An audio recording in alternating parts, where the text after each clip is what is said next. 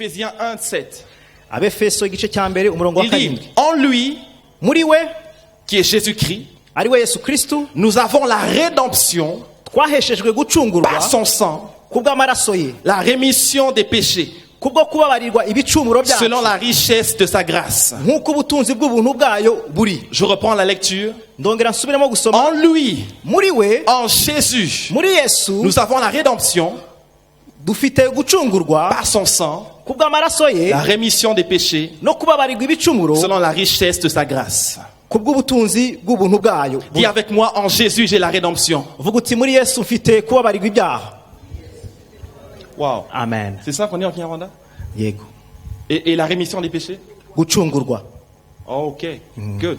La rédemption Gucungurwa est ce concept-là nicyo kintu d'être racheté. umuntu akagurwa, L'acte d'être racheté. icyo gikorwa cyo kugurwa. Et à l'époque où l'Ancien Testament a été écrit, Hari igihe cyashizeho ubwo isezerano rya kera ryandikwaga, il s'agissait dans ce contexte-là d'être l'image qu'ils avaient ou qu'on peut avoir, c'est le fait d'être racheté de l'esclavage, un esclave qui est racheté. icyo gihe babisobanuraga yuko umuntu yabaga ari umucakara maze akagurwa, akavanwa mu bucakara akaba umudendezo. Et donc c'est cette métaphore-là Muri ibyo bitekerezo rero, que les apôtres ont écrit dans le Nouveau Testament. nuko rero intumwa zibyandika muri iki isezerano rishya. Jésus-Christ ayant payé la rançon pour nuko nous, Yesu Kristo atanga ikiguzi, il prend notre place et paye la rançon de telle sorte que nous ne sommes plus esclaves, mais nous changeons d'identité et de condition. nuko rero Yesu Kristo atanga ikiguzi mu cyimbo cyacu, noneho tuba abacunguwe mu cyimbo cye. Donc lorsque je parle de Jésus, mon rédempteur, Iyo mvuga Yesu umucunguzi wanjye, je parle de celui qui a payé le prix pour moi. ndavuga uwatanze ikiguzi ku bwanjye, Je parle de celui qui m'a racheté. ndavuga wa wundi wanguze Avant même que je ne l'ai connu, ndetse mbere yuko mumenya, avant même que je ne l'ai reçu ou aimé, mbere yuko mwakira cyangwa ngo mukunde, il avait payé le prix pour moi. yari yamaze gutanga ikiguzi ku bwanjye. Mais pour que cela soit effectif dans ma vie, il a fallu que je puisse croire en lui. Kugira ngo ibyo bibe bitunganye neza, byansabye ko mbanza kumwizera. Qu'est-ce que cela est merveilleux. Ese ibyo ko ari byiza Avant que by'igitangaza, je ne naisse, mbere yuko mvuka il avait tout payé pour moi. yari yamaze gutanga byose, Il avait payé la rançon. yari yaratanze ikiguzi. Je ne sais pas pour vous, Sinzi kuri mwebwe, mais j'aime le cinéma. ariko ngiye nkunda kureba za filime, Pas trop, mais assez.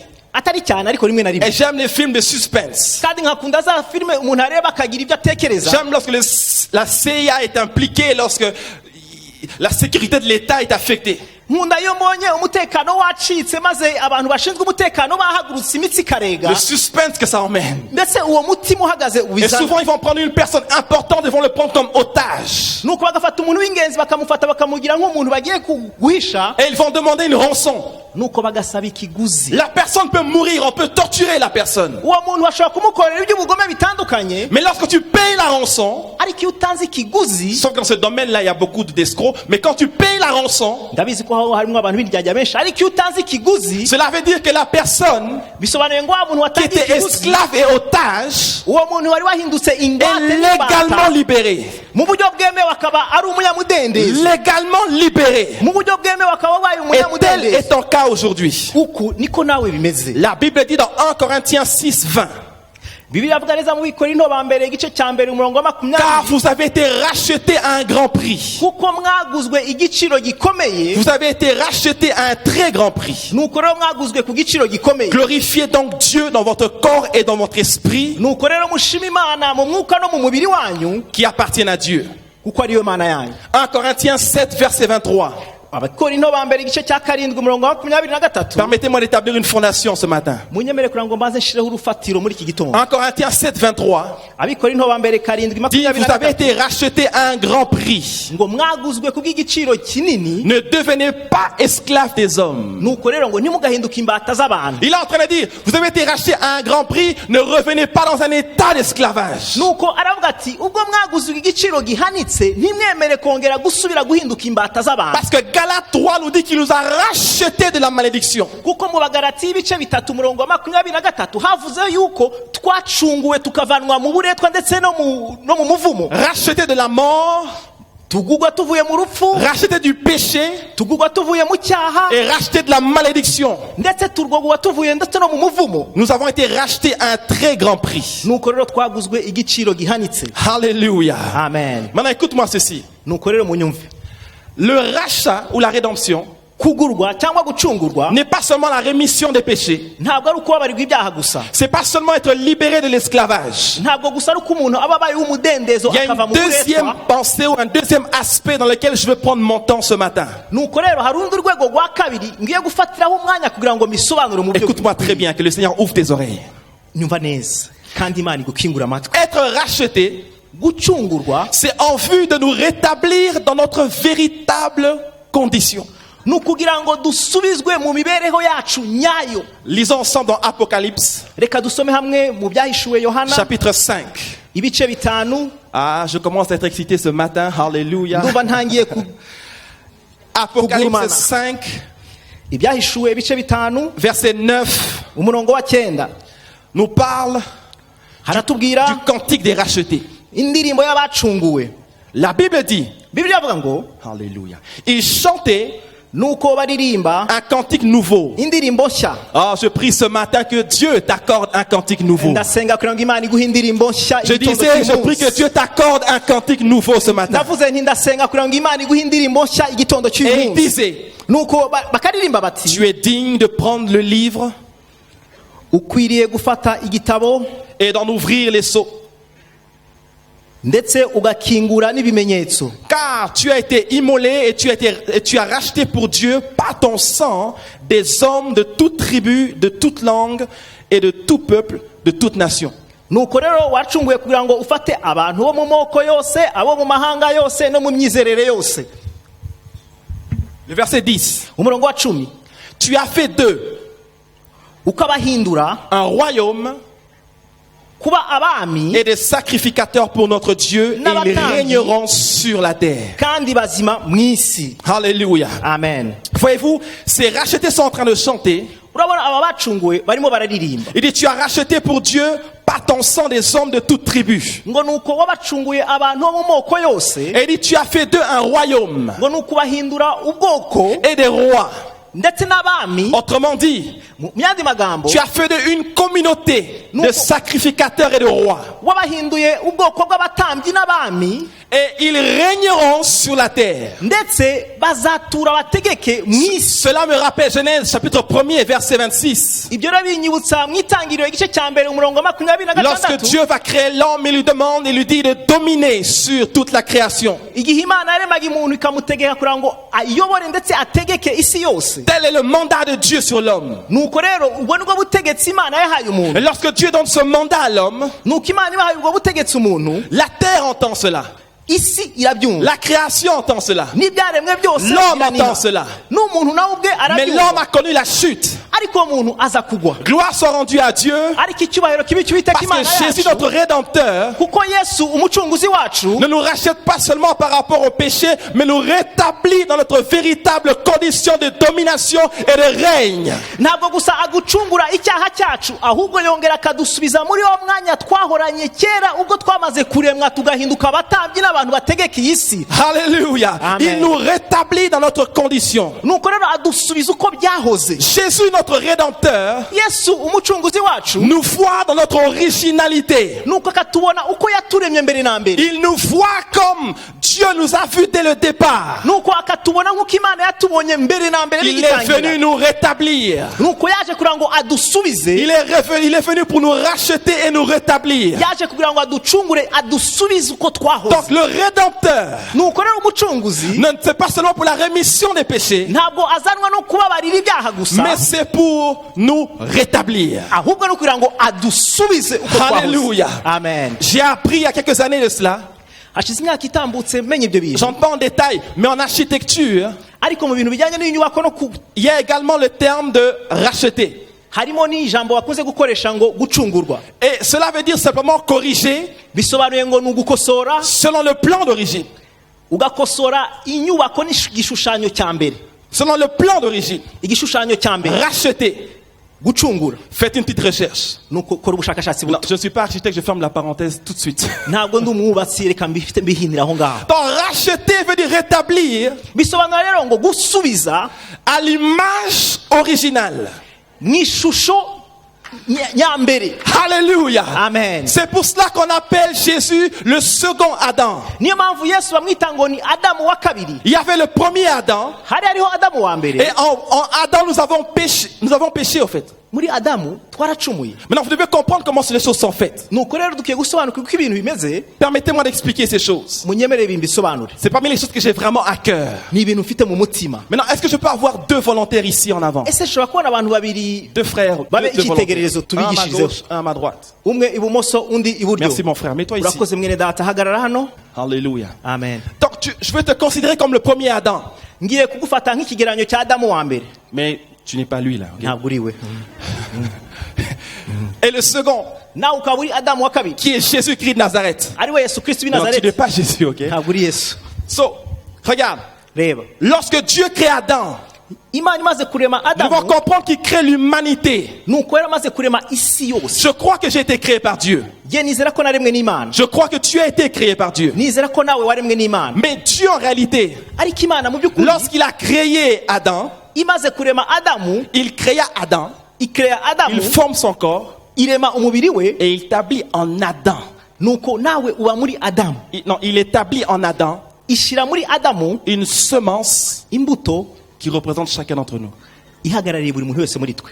Dieu s'est pas remis à refaire 1 milliard de fois ou 6 milliards de fois des personnes. Ntabwo Imana yafashe ngo yongere ireme inshuro miliyari, oya. Dieu a créé le monde Imana yaremye isi, et un système qui fait en sorte que ça tourne. nuko Imana irema isi ku buryo ikomeza izenguruka. Et donc il met en Adam une semence. Nuko ishira muri Adamu Dans imbuto, cette semence, muri iyi imbuto j'étais là. nari ndimo, Dans cette semence, muri iyi imbuto tu étais là. nawe wari urimo. De la même manière Nk'uko bimeze, que je peux prendre une graine d'orange et dire qu'il y a un jardin, un arbre. nk'uko nafata akabuto k'icunga nkavuga ngo iki ni igiti, Tu peux dire mais c'est impossible. wavuga ati ibi ntabwo bishoboka. Mais le potentiel d'un arbre. Ariko ikintu gikomeye mu Et giti, pourquoi pas d'une forêt? ndetse byakaba Donc nous byahinduka étions n'ishyamba. en Adam. Nuko rero twari turi muri Adamu. Alléluia. Amen. Maintenant quand Adam va pécher, Adamu amaze gukora icyaha, ça affecte bihita tout ce bitugeraho qui vient de lui. n'abamukomokaho bose. C'est pour ça qu'on est pécheur. Niyo mpamvu tuvuka turi abanyabyaha. On n'est pas pécheur parce qu'on a péché, on est pécheur parce qu'on est né pécheur.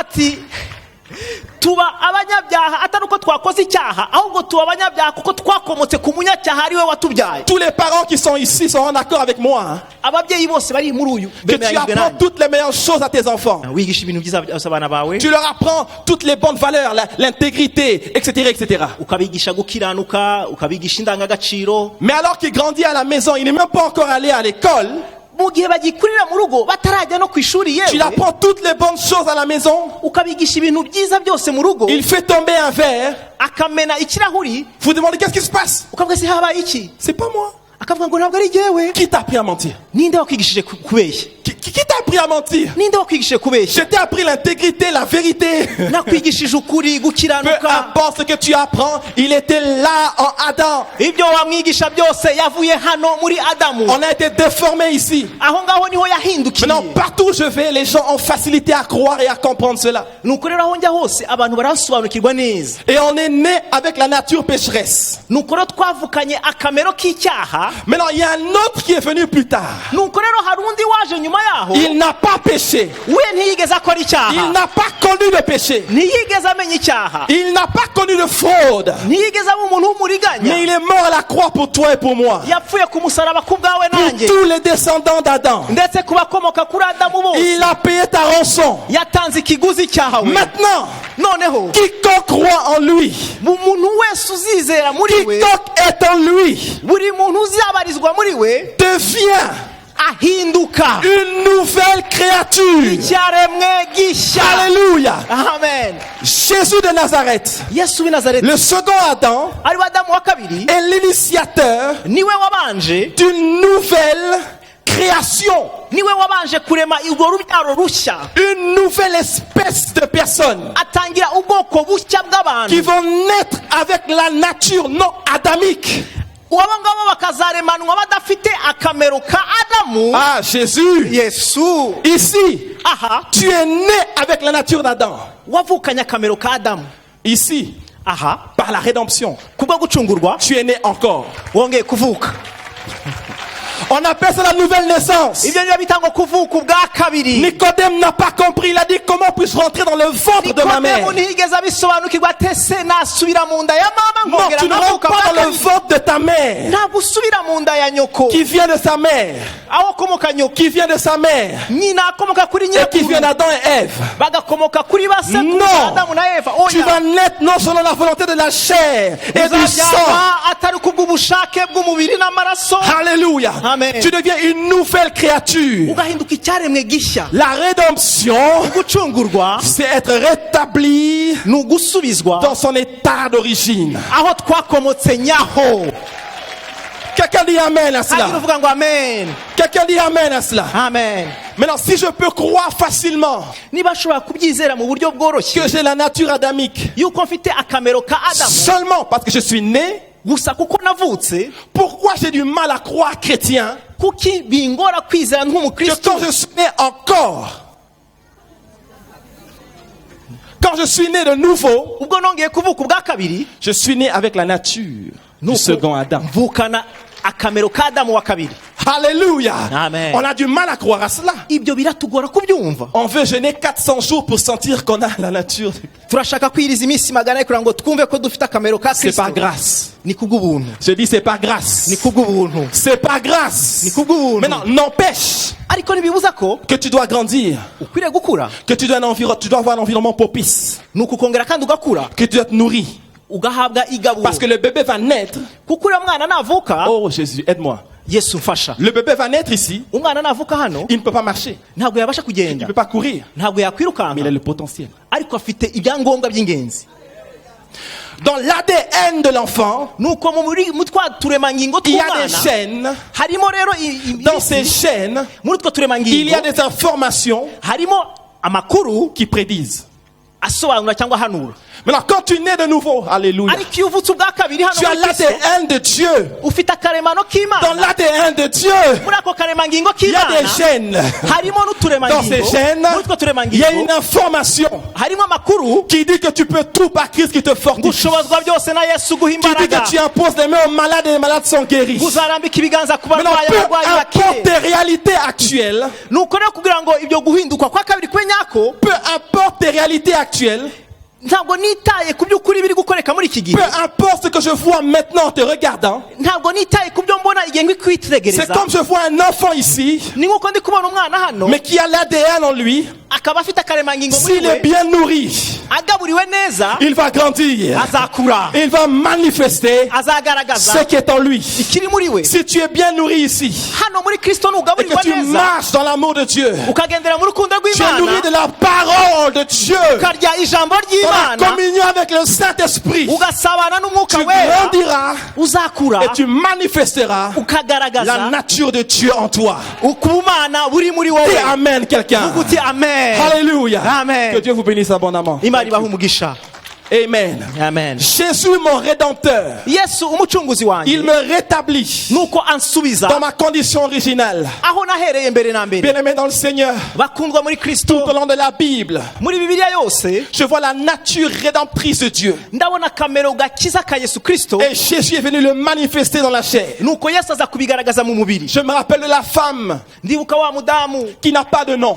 udafite izina. La Bible ne lui donne pas de nom. Bibiliya nta zina imuha. On l'appelle dans la Bible la femme qui avait la perte de sang depuis 12 ans. Bibiliya imwita ngo ni wa mugore wari ufite kumeneka amaraso kumarana imyaka 12. Mais quel mépris de ne pas avoir de nom. Ese kuki yasuzuguwe kugezwa nabo batamuha izina? Cela montre que tu n'es même pas méprisé, tu n'es pas considéré dans la société. Tu n'as même pas de nom. Niyo mpamvu abantu bataguha agaciro muri iyi si, ntibaguhe n'izina. Autrement dit, ton nom n'est pas important. Mu yandi magambo ijambo izina ryawe ntirifite C'est comme agaciro. ça que le monde nous traite. Il nous définit définit selon nos handicaps. nuko rero niko isi idusobanura yishingikije ku ntege nke zacu. Le monde te traite selon tes handicaps et tes erreurs du passé. Nuko isi ikaguha izina ishingiye ku makosa wakoze yatambutse. Alléluia. Amen. Mais voilà que Jésus-Christ, Dore noneho Yesu Kristo lorsqu'il marchait, igihe yagendaga, cette femme est venue toucher le bord de son vêtement. nuko uwo mudamu araza akora ku nshundura z'umwenda we. Vous connaissez l'histoire. Amateka murayazi. Mais lorsqu'il s'est tourné Amaze guhindukira, et que la femme s'est dévoilée, nuko uwo mudamu amaze kuvuga uwo ari we, cette femme qui n'avait pas de nom,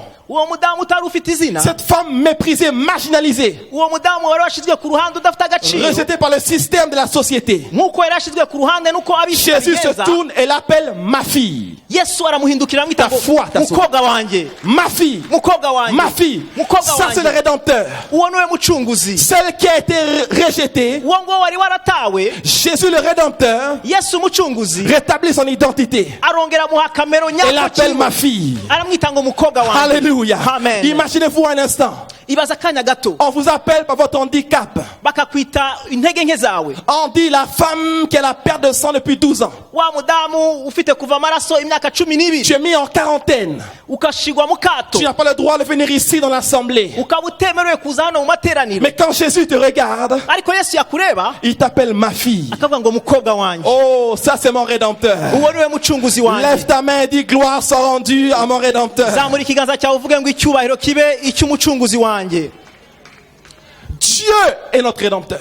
Imana niwe mucunguzi wanjye. Même dans l'Ancien Testament, Ndetse no mu isezerano rya on voit kera la nature rédemptrice de Dieu. tukabona akamero ka Kristo mbere na Il ne mbere. nous voit pas comme le monde nous voit. Ntabwo we atureba nk'uko isi Il tureba, est notre Créateur. niwe muremyi wacu. Il nous voit selon notre véritable potentiel. Atubona nk'uko yaduhaye ya mbuto y'agaciro muri twe. Gédéon, Gedewoni je le vois comme un adolescent timide et peureux. yari umusore wabyirutse afite gucishwa bugufi ndetse wifitiye n'isoni, Mais il est appelé par le ciel. ariko ijuru riramuhamagara Vaillant guerrier. imita ngo wantwara Vaillant ikomeye, guerrier. wantwara Ça, c'est le ikomeye. Rédempteur. Uwo ni umucunguzi, Ça, c'est le Rédempteur. uwo ni umucunguzi. Il te voit selon le véritable potentiel.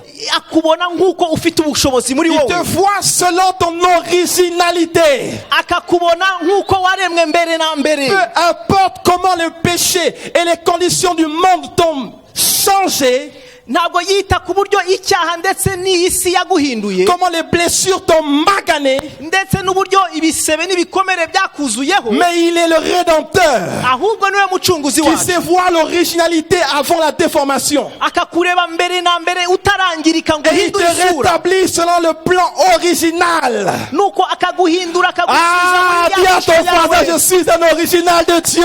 Bwira mugenzi wawe ati yewe ndi umuntu Alléluia. Amen. Quelqu'un a dit, Umuntu umwe yaravuze ngo tu es né original, ne meurs pas une copie.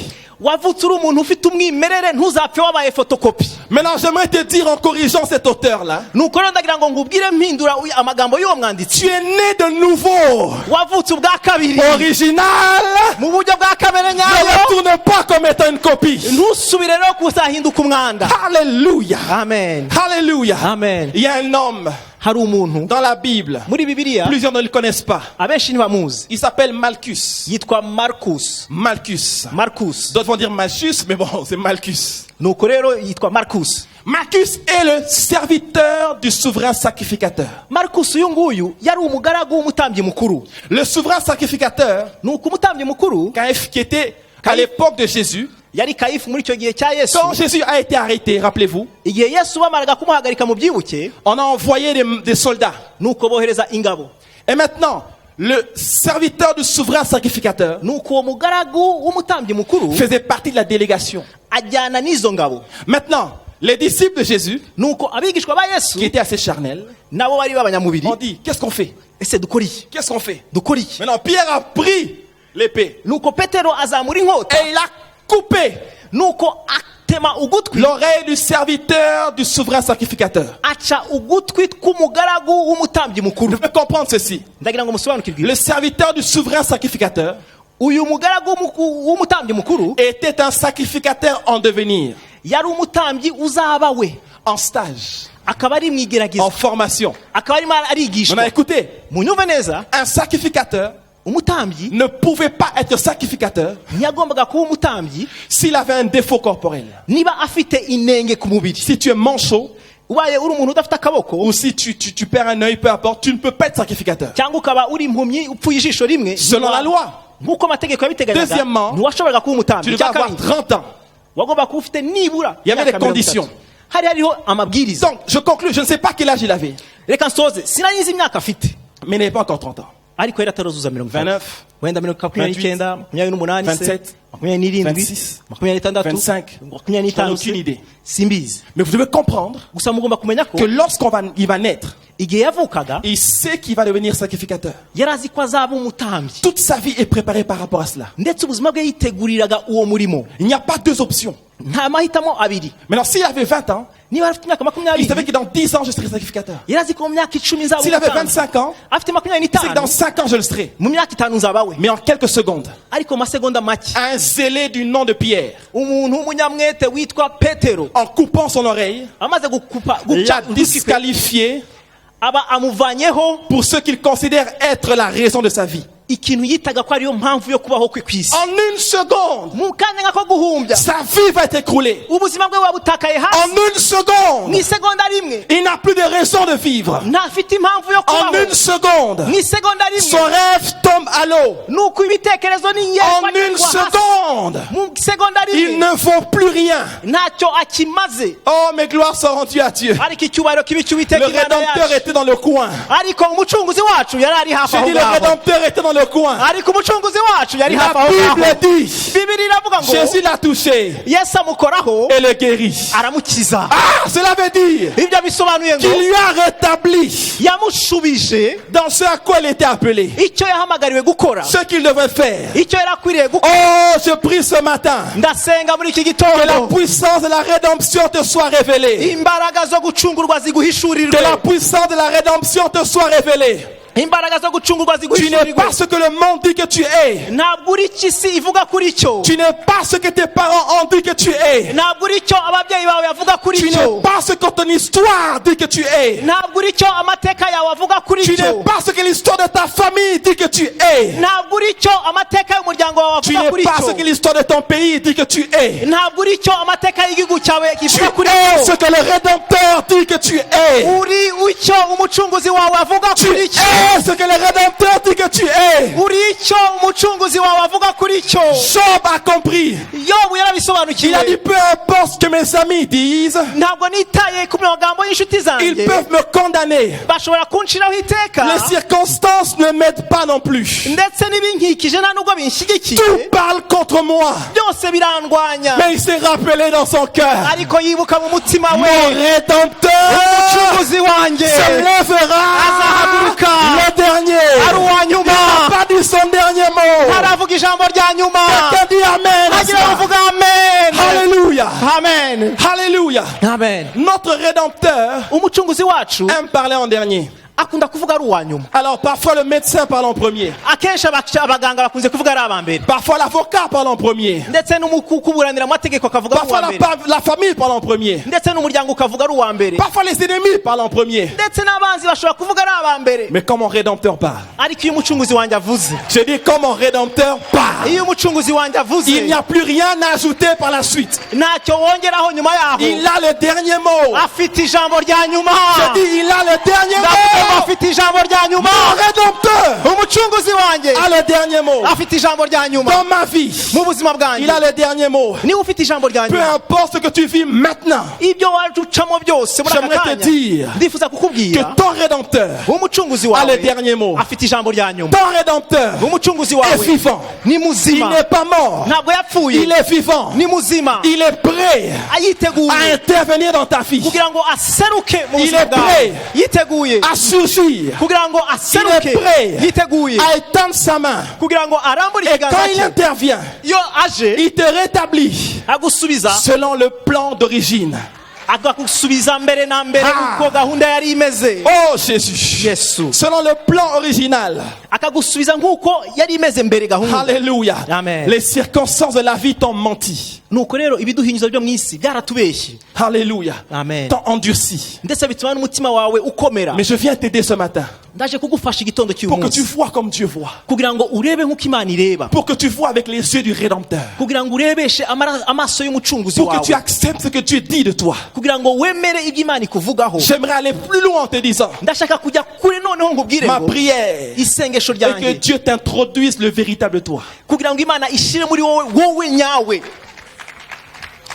Tu ne sais pas encore qui tu es. ntabwo uzi neza na neza uwo uriwe. Que Dieu t'introduise à qui tu es vraiment. Imana ikugeze kuri wowe nyawe ukuri. Je parle de ce qui nous sommes en Christ, notre Rédempteur. ndavuga abo turi bo muri Kristo umucunguzi Je ne wacu. parle pas de moi comme le fils de ma mère ou de mon père. ntabwo mvuga nkanjye umwana wa data na mama. Non, je parle de moi comme étant une nouvelle création en Jésus-Christ. ndavuga yewe nk'icyaremwe gishya cyacunguwe muri Yesu La Kristo. Bible dit les choses anciennes sont passées. Bibiliya ivuga ngo ibintu bya kera byaratambutse, Les choses anciennes sont passées. ibintu bya kera byaragiye. Voici, dore voici, dore voici, dore toutes choses ibintu byose deviennent nouvelles. bibaye bishya. Alléluia. Amen. Oh, merci Jésus. urakoze Yesu. Merci Jésus. urakoze Yesu. Lève tes mains pendant quelques secondes. Remercie ton Rédempteur. zamura ibiganza bya kanya gato ushima umucunguzi Remercie wawe. ton Rédempteur. shima umucunguzi wawe. Remercie ton Rédempteur. shima umucunguzi Parce que wawe. je te dis, kuko ngiye il va kukubwira faire une œuvre particulière dans ta vie. agiye gukora umurimo udasanzwe Il mu va buzima faire bwawe. une œuvre particulière dans ta vie. agiye gukora umurimo udasanzwe mu Une buzima œuvre bwawe. puissante dans ta vie. umurimo ukomeye mu buzima Une bwawe. œuvre puissante en toi.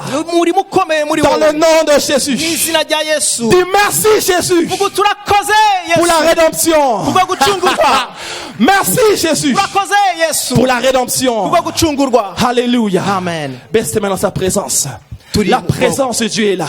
ukubaho kw'Imana kuri hano. Oh, alléluia. Amen. Je me rappelle Paul Yongiso, ndibuka Paul Yongicho dans son livre le plus connu qu'il a écrit. mu gitabo cye yanditse kizwi cyane. Il dit quand il parle de Jésus qui guérit, la présence de Jésus qui guérit se manifeste. iyo avuga Yesu ukiza aragaragara. Lorsqu'il parle de Jésus qui pourvoit, la présence de celui qui pourvoit se manifeste. iyo avuga ngo Yesu ubaho arigaragaza. Je me rappelle à cela parce que ce matin, alors que je parle du Rédempteur, je sens la grâce pour la rédemption ce matin. nuko rero impamvu mbivuze nuko muri iki gitondo ndumva ubuntu bw'Imana buri hano muri iki Peu gitondo. importe ta condition, uko waba umeze kose il n'y a rien qu'il ne puisse racheter. nta kintu na kimwe cyagucungura. Il n'y a rien qui ne puisse réparer. nta na kimwe atabasha guhindura. Il n'y a aucune condition nta kintu na kimwe qui l'empêchera cyamubuza de te rétablir. kugira ngo agusubize uko wahoze. De te rétablir. kugira ngo agusubize uko De wahoze. te rétablir. kugira ngo agusubize uko wahoze. Alléluia. Amen. Qui croit dans cela ce matin? ninde ubyizera muri iki La gitondo? grâce de la rédemption ubuntu bwo est ton gucungurwa partage ce matin dans le nom puissant de Jésus. bube umugabane wawe muri iki gitondo mu izina rya Yesu Kristo. Alléluia. Amen. C'est ton partage aujourd'hui. nuko uyu munsi biba umugabane wawe. Maintenant, laissez-moi ajouter quelque chose. reka ngire icyo nongeraho. Jésus est notre rédempteur. Yesu ni umucunguzi wacu. Mais le même Jésus a dit, ariko Yesu yaravuze ngo il dit, aravuga ngo je vous envoie ndabohereje comme le Père m'a envoyé. nkuko data yanyohereje. Maintenant, écoute-moi. umva neza, Nous ne sommes pas les rédempteurs. ntabwo twe turabacunguzi. Jésus est le rédempteur. Yesu niwe mucunguzi. Mais nous allons avec la grâce du rédempteur. ariko tukajyana ubwo buntu Quand nous voyons bw'umucunguzi. les pécheurs, iyo tubonye abanyabyaha, quand nous voyons des frères et des sœurs en Christ, iyo tubonye bene data bashiki bacu peu muri importe Kristo, leurs conditions, uko baba bameze kose nous les voyons avec le cœur et les yeux du rédempteur. tubabona mu mutima no mu maso y'umucunguzi. Ne traite pas les gens selon leurs erreurs, traite les gens selon leur potentiel. ntimugafate abantu mushingiye ku makosa bakoze, mufate abantu mushingiye ku mpano n'ubushobozi bafite. Ne traite pas quelqu'un ntimugafate umuntu selon son histoire. mushingiye ku mateka ye. Ne traite pas une personne ntimugafate umuntu selon ses erreurs et son histoire, kubw'amakosa ndetse n'ibyatambutse mais by'ejo, selon son potentiel et sa destinée. ahubwo mu muha agaciro mushingiye ku byo afite ndetse n'aho yerekeza. Dites amen quelqu'un. vuga uti amen. Quand tu as connu le rédempteur iyo umaze kumenya umucunguzi et que tu es racheté, ukaba ucunguwe, tu traites les autres ainsi. abandi nabo bafata nk'uko. Il n'y a que les condamnés qui condamnent. abaciriweho iteka nibo baciraho abandi iteka. Alléluia. amen. Il n'y a que les religieux qui condamnent. abanyedini nibo bacira abandi iteka. Un jour, umunsi umwe des gens, abantu des pécheurs, abanyabyaha sont venus avec une femme bazana umugore et wacumuye, ils ont voulu la lapider. bifuza kumutera amabuye muri ako D'après kamwanya. le contexte biblique, elle a été attrapée en flagrant délit. ushingiye ku byo amategeko ateganya bamufatiye mu cyuho, mu cyaha, akora icyaha, Adultère. ari Il fallait umusambanyi. la lapider. amategeko ya Mose yemeraga ko bamutera amabuye kugeza igihe Et ils apfira. vont maintenant tester Jésus en disant, qu'en dis-tu? nuko bajya kugerageza Yesu baravuga ngo ibi urabivugaho iki? Jésus ne répond pas. Yesu ntiyabasubiza, Il se met à écrire sur le sol. nuko atangira kwandika Non, hasi. la Bible ne dit pas ce qu'il a écrit. Bibiliya ntivuga icyo yanditse. La Bible ne dit pas ce qu'il a écrit. Bibiliya ntivuga icyo yanditse. Il y a des théologiens qui vont dire ça se peut. hari abasesenguzi babiri bavuga ngo birashoboka. J'ai lu un commentateur. Nigeze gusoma umuntu w'umusesenguzi Je uvuga ngo précise, la Bible n'a rien précisé. reka mbisubiremo, bibiliya nta kibivugaho. Je n'aime pas prêcher les extraits bibliques, mais certains disent, il a commencé à écrire. Nuko bamwe bavuga ngo abasesenguzi ngo yatangiye C'est un kwandika. homme qui a dit, je précise encore. Nuko reka nongere nsubiremo, C'est pas la Bible qui dit. ntabwo ari bibiri bivuga.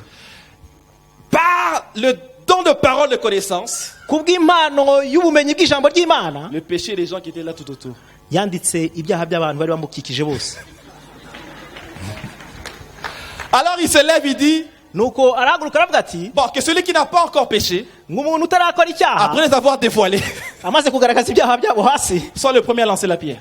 baba bari bo ba mbere banziriza abandi. Un à un, chacun a commencé à partir. Umwe ku wundi baranyonyomba baragenda. Voici ma conclusion à moi. Dore rero ubwo ngiye Ça, gusoza c'est ma conclusion à moi. ati jyewe nk'umwigisha ngiye kubabwira Sur ce passage, kuri iki cyanditswe ma conclusion, ati nsoza c'est que nuko des pécheurs abanyabyaha non attrapés batafashwe voulaient lapider une pécheresse attrapée. bashakaga gutera amabuye umunyabyaha wafashwe. Est-ce que vous comprenez? Ese ibyo murabyumva? Ça, c'est la religion. Iryo ni idini. Les pécheurs non attrapés, Abanyabyaha batafatiwe mu cyuho pour se montrer justes et kugira ngo pieux, bagaragaze nk'abantu bakiranuka, on doit faire du mal à celui qui est attrapé. bagashaka kugira ngo bagirire nabi wafatiwe mu cyaha. Alors que celui qui n'avait pas commis de péché Nyamara wa wundi utarigeze umera icyaha avait un cœur de rédempteur. yari afite umutima w'umucunguzi. Avait un cœur de rédempteur. Yari afite umutima Il w'umucunguzi. ne tolère pas le péché. We ntiyigeze abaciraho iteka. Mais il voit l'originalité de cette femme. Il dit, mais toi, tu n'es pas fait pour être dans la vie. Mukaramuri ati wowe ntabwo ari icyo waremewe, Il dit, va, genda mais ne pêche plus. ntukongere gukora icyaha. La grâce et l'amour ont transformé une femme adultère. nuko urukundo n'imbabazi bibabarira umugore wafatanywe asambana. Alléluia. Amen. La condamnation ne transforme pas, ça crée des hypocrites. Nuko rero guciraho imanza ntabwo bibabarira abantu, ahubwo bituma abantu bahinduka Mais la indyarya. grâce et l'amour transforment. Ariko imbabazi n'ubuntu bihindura C'est la abantu. rédemption. Alléluia. Amen. Je prie que la puissance de la rédemption soit ton partage dès ce matin. Ndasenze kugira ngo ubuntu n'imbabazi zo gucungurwa bibe umugabane wawe muri iki gitondo. Amen. Qu'il agisse en toi Akore muri wowe et au travers toi. ndetse no muri wowe. Que de multitudes Kandi abenshi trouvent espoir là où il y avait désespoir. babone ibyiringiro ahatari ibyiringiro. Que de multitudes Nuko imbaga y'abantu voient encore la lumière bongere babone umucyo alors qu'ils étaient entourés des ténèbres. nubwo bari bakikijwe n'umwijima. Parce que tu es capable de parler et de faire le ministère avec le cœur et les yeux du Rédempteur. Kuko ushobora gukora umurimo ufite amaso n'agakiza k'umucunguzi Parce wawe. que tu ne traites pas les personnes selon leurs erreurs, mais selon leur potentiel. Ntabwo ufata abantu ushingiye ku makosa yabo, ariko ufata abantu ushingiye ku bumenyi n'ubushobozi bw'Imana. Alléluia. Amen. Alléluia. Amen. J'aimerais terminer en disant à quelqu'un ici, Ndifuza gusoza mbwira umuntu iki. peu importe comment tu t'es vu jusqu'à maintenant, Uko wibona kose kugeza kuri uyu munota, sois libre ce matin. igitondo cy'uyu munsi ube Sois libre ce ubohotse. matin. Ubohoke. Ton Rédempteur est vivant. Umucunguzi wawe ni Il muzima. n'interviendra pas seulement dans des situations. Ntabwo azaza mu bihe nk'ibi gusa, Il interviendra dans tes conditions. azaza mu gihe Il veut changer non seulement tes situations, mais qui tu es. arashaka guhindura ibigukikije, ariko nawe ubwawe uko umeze. Ça, c'est le Rédempteur. Uwo ni umucunguzi. Il te rétablit. Arashaka kugusubiza, Il te rétablit arashaka kugusubiza selon le plan original de Dieu. nk'uko umugambi w'Imana wari umeze mbere na mbere. Au nom de Jésus. Mu izina rya Yesu. En tant que nouvelle créature, Nk'icyaremwe gishya, je déclare et décrète ndatura kandi que ndamamaza tu régneras avec Christ. uzategekana na Kristo. Pas seulement dans le millénium, Gusa atari mu bihe bitaha, dans cette vie. muri ubu buzima turimo. Je dis dans cette vie. Ndavuga muri ubu buzima turimo. Il te rétablit. Aragushubije mu mwanya. Domine dans le nom de Jésus. Tegeka mu izina rya Yesu. Domine sur les circonstances. Tegeka ibiguhinyuza. Domine sur tes ennemis. Utegeke abanzi Règne bawe. avec Christ dans ton milieu du travail. Utegekane na Kristo aho ukorera. Règne avec Christ dans le nom de Jésus. Tegekana na Kristo mu izina rya Et Yesu Kristo. manifeste la gloire de Dieu. Maze ugaragaza icyubahiro cy'Imana. Manifeste son amour. Ugaragaza urukundo rwayo. Manifeste sa grâce. Ugaragaza ubuntu bwayo. Manifeste sa miséricorde. Ugaragaza imbabazi zayo. Manifeste sa gloire partout où tu es. Ugaragaza icyubahiro cyayo aho Parce qu'il te ujya hose. rachète. Kuko Il yaragucunguye. t'a racheté. Yaragucunguye. Tu as été rétabli Washubijwe. dans la condition originale. Uko Imana yabiteganyije Tu n'es kera. pas n'importe qui. Ntabwo uri umuntu usanzwe. Tu n'es pas ce que les gens disent que tu es. Ntabwo uri umuntu abantu bavuga kuri we. Tu n'es pas ce que ton passeport dit que tu es. nta nubwo uri uwo byanditse ku gipapuro cy'inzira Tu cyawe es ce kivuga que ton rédempteur dit que tu es. uri icyo umucunguzi wawe avuga kuri cyo. Alléluia. Amen. Lève ta main, dis Amen quelqu'un. zamura ikiganza cyawe uvuge ngo Et urakoze acclame très fort la parole de maze Dieu ce ukomera matin dans le nom de amashyi Jésus. ijambo ry'Imana muri iki gitondo. Alléluia. Amen. Je ne veux pas abuser du temps. ntabwo nshaka kurenza umwanya. Dans notre première rencontre, c'est une introduction. C'est pour dire, allô, my name is Jean-Luc, what's your name? nuko rero ni nkaho ndimo ndabasuhuza ati mwaramutse nitwa Jean Luc Mais je nitwa prie que bande. cette parole demeure dans ton cœur. ndasenga kugira ngo iri jambo rigume mu mutima yawe. Louons le Seigneur pour qui il est pour nous. nuko rero duhimbaza Imana kuko ikiri cyo kuri twe. Je suis venu vous parler d'un Jésus naje kubabwira Yesu que j'ai rencontré dans ma vie. nahuye nawe mu buzima bwanjye. Un Jésus Yesu que je n'ai pas seulement lu. atari uwo nasomye Le gusa. Rédempteur dont je parle, umucunguzi ndi kubabwira c'est celui avec qui je suis tombé en amour. niwe napfiriye n'urukundo n'ubu. Alléluia. Amen. Je l'appelle mon premier amour. mwita ngo niwe nshuti yanjye ya mbere, urukundo rwanjye rwa mbere. Alléluia. Amen. Mon premier amour. urukundo rwanjye rwa mbere. Oh yes, je sais que les gens chantent mon premier amour, ils pensent à une femme ou un homme. abantu iyo bacuranga ngo shushu wanjye wa mbere baba bavuga abagore cyangwa abakobwa. Non, non, mon premier amour c'est Jésus, mon Rédempteur. ariko jyewe umucunguzi wanjye, umukunzi wanjye wa mbere, Mon Rédempteur. umucunguzi wanjye. Alléluia. Amen. Et alors que nous allons prier maintenant, ubwo tugiye gusenga j'aimerais prier pour des personnes hari abantu nifuza gusengera qui dans leur cœur mu mitima yabo réalisent bamenye ko qu'ils ont cédé aux événements. barekuye kubw'ibintu. Écoute-moi, umvanye neza, tu as cédé à la fatalité. wamaze kurekura ibijyanye n'intambara no biguhinyuza. Comment on dit fatalité? intambara Fatalité. Fatalité. Fatalité. Quand une situation, fatalité, c'est accepter quelque chose comme c'est cela et je ne peux rien faire.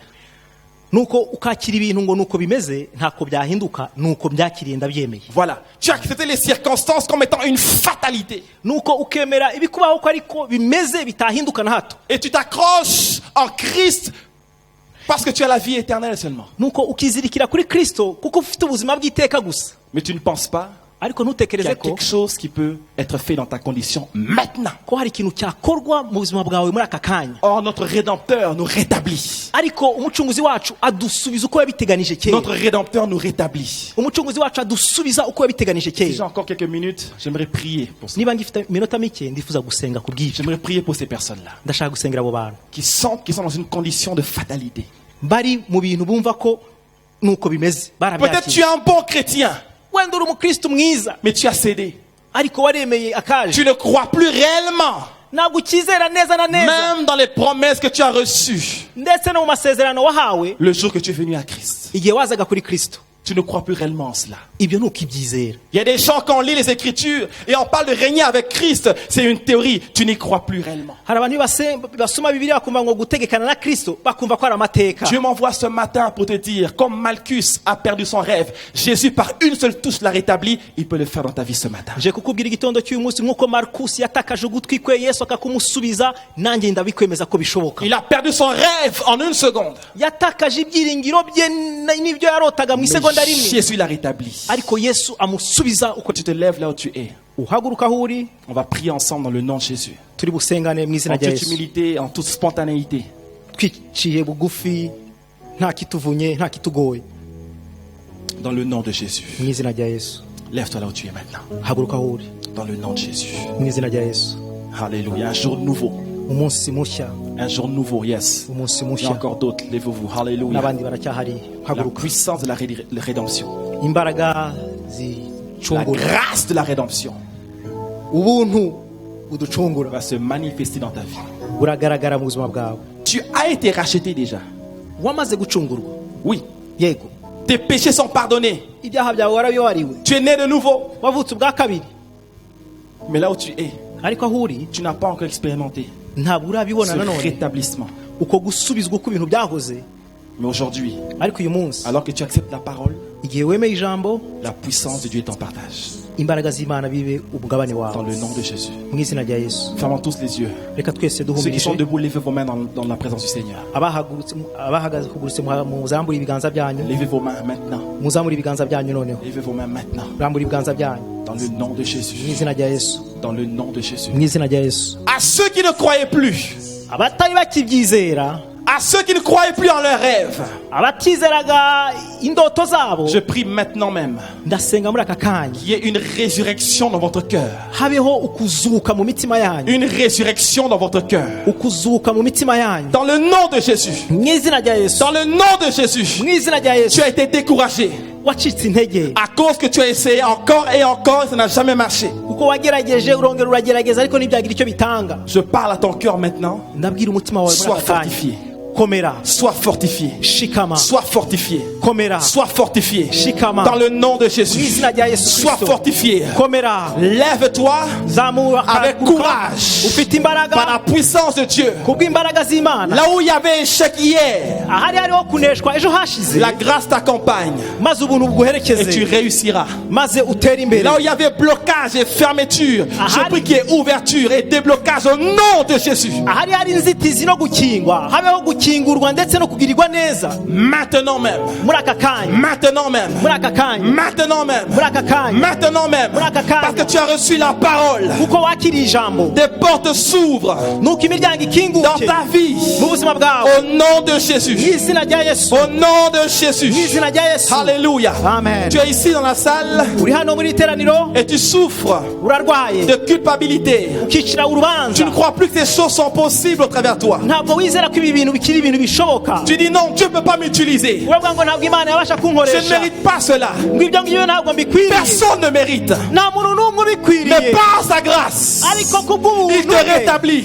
aragusubiza. Mets la main sous ton cœur nuko shira ikiganza ku et mutima dis wawe, maintenant je renonce à la culpabilité. uvuge ngo noneho ndekeye aho kwicira Dis urubanza. je renonce à la culpabilité. uvuge uti ndekeye aho kwicira urubanza. Dis-le avec conviction, avec force. ubivuge ushize amanga Je n'imbaraga. renonce à la culpabilité. ndekeye aho kwiciraho Au urubanza. nom de mu Jésus. izina rya Yesu, Au nom de mu Jésus. izina rya Yesu, J'accepte le pardon et l'amour de Dieu. ndemeye imbabazi n'urukundo rw'Imana. Et je marche désormais noneho ngiye kugenda en uhereho nouveauté de vie. mu buzima Dans bushya le nom puissant de mu Jésus. izina rikomeye rya Yesu. Si tu es ici niba uri hano et tu es malade, ukaba urwaye, je veux que tu te lèves ndashaka kuhaguruka et que tu mettes la main là où tu as mal. maze urambike ikiganza ahari uburwayi. Si tu es malade, lève-toi rapidement. niba urwaye haguruka vuba. Si tu es déjà debout, mets la main où tu as mal. niba uhagaze shira ikiganza cyawe aharwaye. Oh, mon rédempteur est là. Chez les beaux saints. Alléluia. Amen. Alléluia. Amen. Oh, Shekeleba. Oh yes, yes, yes, yes, yes, yes. Mets la main où tu as mal. nuko shira ikiganza aho urwaye. Maintenant, ne pense pas à ta maladie. ntutegeke indwara yawe, Ne pense pas à ta maladie. ntutekereze indwara yawe, Ne prie même pas pour cela. ndetse ntunayisengere yewe. Non. oya, Adore. himbaza Imana gusa, Adore. himbaza Imana, Adore ton rédempteur. himbaza umucunguzi wawe, Adore Jésus. himbaza umucunguzi Pendant wawe 1 minute. umunota umwe gusa, Adore seulement. umuhimbaze gusa. Oh, Alléluia. Alléluia. Amen. Sa grâce est en ce lieu. ubuntu bwayo buri hano. Renonce, renonce. rekeraho kwicira Mets urubanza, la religiosité de côté. ntukidindurishire ku ruhande. On n'a pas besoin d'interposer les mains nécessairement. ntabwo dutegetse kurambikaho La ikiganza, présence de Dieu est ici. kubaho kw'Imana kuri hano. Alléluia. Amen.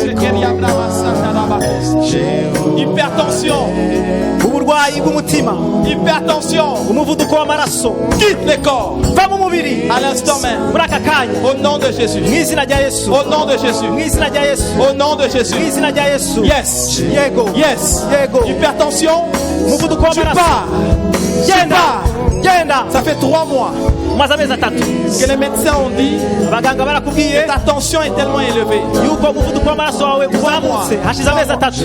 Maintenant même, muri aka kanya là où tu es, aho uri, reçois la touche. akira gukorwaho, La touche. akira gukorwaho, Il te touche. aragukozeho, Il te touche. aragukozeho, Il te touche. aragukozeho. Sois guéri maintenant. kira muri aka kanya, Sois guéri maintenant. kira muri aka Au kanya, nom de Jésus. mu izina rya Yesu, Au nom de mu Jésus. izina rya Yesu, Au nom de Jésus. mu izina rya Yesu. L'hypertension s'en va. umuvuduko w'amaraso uragiye Ba, ba, ba, ba, ba, soto. Maintenant même, muri aka kanya. asthme, abarwaye asima je veux que tu reçoives par la foi là où tu es. ndagira ngo ubyakire kuko kwizera aho Là où tu es, aho uri reçois au nom de Jésus. akira mu izina rya Yesu Kristo Reçois au nom de Jésus. akira mu izina rya Yesu Ce Kristo n'est pas par tes efforts. ntabwo ari kubw'imbaraga zawe Il a fait l'effort. niwe washize mu imbaraga Par ses meurtrissures, tu es guéri. kubw'imibyimba ye niwe Au gukirizwa nom de Jésus, mu izina rya Yesu Kristo reçois ta guérison. akira gukira kwawe Là où tu es, aho uri par la foi, kubwo kwizera reçois. akira Je veux que tu aspires et tu expires. ndashaka yuko uhumeka ukongera ugahumeka Le plus fort que tu peux. mu buryo bushoboka Aspire kurura umwuka et expire maintenant. wongere Au uhumeke nom de Jésus. mu izina rya Yesu Encore, aspire wongere ukurura et umwuka expire maintenant. wongere wohereza Et umwuka reçois ta guérison dans le nom de maze Jésus. wakire gukira Dans kwawe le nom de mu izina rya Yesu Kristo Et dernièrement, cyanyuma en dernier, cyanyuma rhumatisme. abantu bafite uburwayi Chacun reçoit maintenant bwo guhumeka sa nabi guérison. akira gukira Du kwawe rhumatisme. uburwayi bwo Là où guhumeka tu nabi es. aho uri Là où tu es, aho uri commence à bouger. tangira Commence à bouger. S'il y avait la douleur, ahari hari ububabare s'il y avait la douleur, ahari hari ububabare à l'instant même, muri aka kanya je dis à l'instant muri même, aka kanya par la puissance du nom de Jésus, imbaraga za Yesu Kristo reçois ta guérison. akira gukira Dans le nom de mu Jésus. izina rya Yesu Dans le nom de Jésus. mu izina rya Yesu Dans le nom de Jésus. Alléluia. Amen. Maintenant, j'aimerais qu'ensemble on se lève dans la présence de Dieu. ndashaka ko twese hamwe duhaguruka Et content d'une ovation, une acclamation rédempteur. dukomere amashyi umucunguzi wacu dukomere amashyi akaruru k'umucunguzi wacu akaruru Acclame ton rédempteur. amashyi w'umucunguzi wawe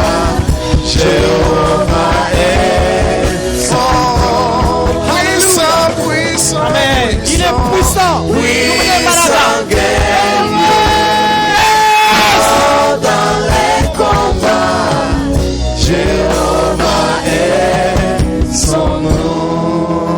Je proclame et décrète ndatura kandi ndamamaza qu'alors que la semaine commence dès lundi, aho icyumweru gitangira ku munsi w'ejo que kwa tu mbere expérimentes la puissance du Rédempteur. ugendere mu mbaraga z'umucunguzi wacu Je décrète et déclare ndatura ndamamaza que dès que la semaine commence, uko iki cyumweru gitangiye tu commences à expérimenter la victoire là où il y avait l'échec. utangire kugendera mu butsinzi ahari Je hari décrète kureshwa et déclare ndatura que ndamamaza là où il y avait la douleur dans ton corps, tu vis maintenant toute liberté dans le nom de ahari hari Jésus. ukuribwa mu mubiri wawe ugenda uri umudendezo mu izina rya Yesu Kristo ndatura Que ton ndategeka Rédempteur se lève dans ta situation. kugira ngo umucunguzi wawe ahaguruke mu bijya uri Il gucamo combat pour toi. akurwanirire Il combat pour toi. arwane ku Et bwawe il rétablit toutes choses. nuko ibintu byose abisubiza uko byahoze Dès ce matin, muri iki gitondo dès cet après-midi, were muri iki marche en camunsi nouveauté de vie gendera mu buzima bushya et réalise maze que usobanukirwe tu es un original. yuko uri umuntu w'umwimerere Alléluia. Amen. Donne un high five à ton voisin noneho suza mugenzi et wawe dis-lui, je suis un original. umubwira uti ndi uw'umwimerere Dans le nom de mu Jésus. izina rya Yesu Que Kristo Dieu vous bénisse abondamment. imana ibaha umugisha Dans le nom puissant mu de izina Jésus. rikomeye rya Yesu Kristo Oh, puissant, puissant guerrier.